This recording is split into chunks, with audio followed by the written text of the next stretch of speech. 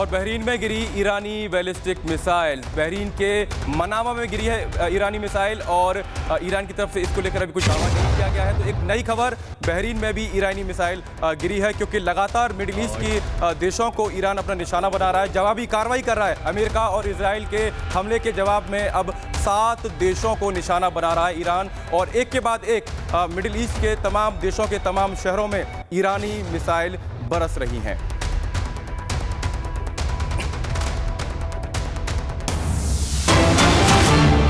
और इस वक्त की एक और बड़ी खबर, ईरान के स्ट्रेटेजिक डिफेंस सिस्टम पर बड़ा हमला।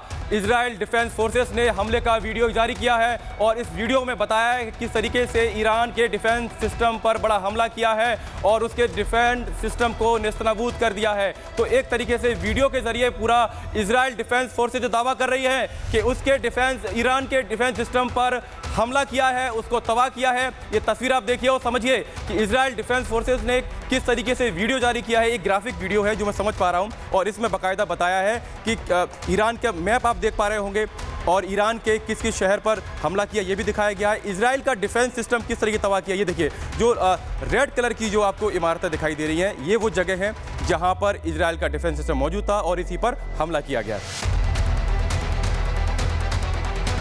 और अमेरिका, इजराइल और ईरान के बीच छिड़ा ये युद्ध अब 10 देशों तक फैल चुका है। अमेरिका और इजराइल के संयुक्त हमले के बाद ईरान ने मिडिल ईस्ट के 7 देशों पर अमेरिकी ठिकानों को निशाना बनाया है। ईरान ने इजराइल पर करीब 400 मिसाइलें दागी हैं और कतर, कुवैत, जॉर्डन, बहरीन, आप नाम लेते जाइए मिडिल ईस्ट के देशों के, और यूएई में भी लगातार जो अमेरिकी दूतावास, माफ कीजिएगा, अमेरिकी जो ठिकाने हैं वहाँ पर हमला हुआ है। इतना ही नहीं, ईरान ने यूएई के सबसे ज़्यादा आबादी वाले शहर दुबई पर हमला किया है और हालात ऐसे हो गए कि बुर्ज खलीफा को भी वहाँ पर खाली करना पड़ा है। लेकिन सवाल ये है कि इस जंग में बाकी दुनिया कहाँ खड़ी है, क्योंकि रूस और यूरोपियन संघ का क्या रुख होगा ये भी देखना बहुत ज़रूरी है, और इसी से जुड़ी हुई हम ये रिपोर्ट आपको दिखाने जा रहे हैं।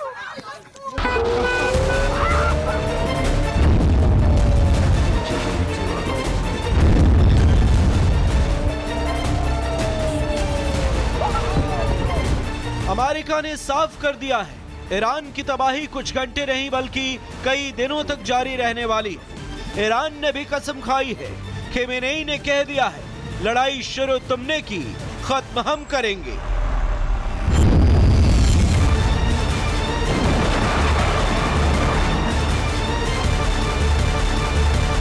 मिडिल ईस्ट के महायुद्ध में एक तो नहीं बल्कि 10 देश शामिल हो गए हैं।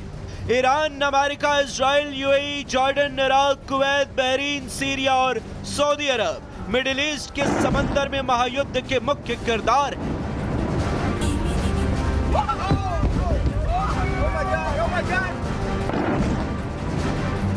ईरान की सेना और विदेश मंत्रालय ने बयान जारी कर कहा है, इजराइल और अमेरिका ने आपराधिक मिलिट्री हमला किया है। यह हमला तब हुआ जब अमेरिका और ईरान डिप्लोमेटिक प्रक्रिया के बीच थे। इजराइल और अमेरिका को ऐसा सबक सिखाएंगे जैसा उन्होंने अपने इतिहास में कभी नहीं सीखा होगा। दुश्मन की हार तक जंग जारी रहेगी।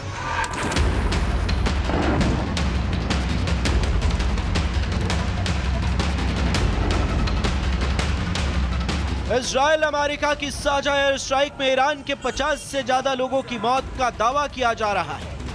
ईरान के स्कूल हो या अस्पताल सब तबाह हो चुके हैं। मिलिट्री अड्डे मिट्टी में मिल गए। ईरान के सुप्रीम लीडर खामेनेई के किसी बंकर में छिपे होने का दावा किया जा रहा है, क्योंकि खामेनेई का घर अमेरिकी हमले में पूरी तरह तबाह हो चुका है।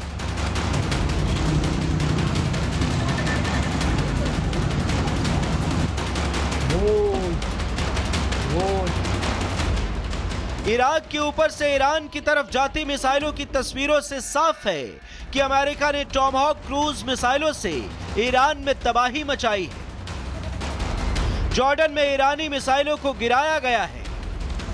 खोमे में भी ईरान की बैलिस्टिक मिसाइल को अमेरिका ने तबाह कर दिया है। दोहा में ईरानी मिसाइल गिरी तो लोगों में भगदड़ मच गई। ईरान के मीराब में लड़कियों का एक स्कूल भी हमले में पूरी तरह तबाह हो गया। ईरान के हमलों से तेल अवीव भी धधक रहा है। हालात को देखते हुए आबू धाबी के बाब्स बंदर को फिलहाल बंद कर दिया गया है।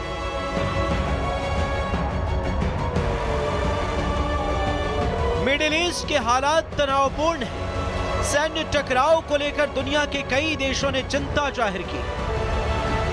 रूसी विदेश मंत्रालय ने इसे एक संप्रभु देश के खिलाफ बिना उकसावे के की गई सैन्य आक्रामकता बताया है। यूरोपीय संघ ने स्थिति को अत्यंत खतरनाक बताते हुए दोनों पक्षों से कूटनीति के रास्ते पर लौटने की अपील की है। पाकिस्तान के विदेश मंत्री इशाक डार ने ईरान के विदेश मंत्री अब्बास अरागची से फोन पर बात कर ईरान के खिलाफ अमेरिका और इजराइल के हमले की निंदा की। लेकिन ट्रंप ने तो साफ कर दिया है, ऑपरेशन एपिक फ्यूरी जारी रहेगा। Bureau report, Republic Bharat.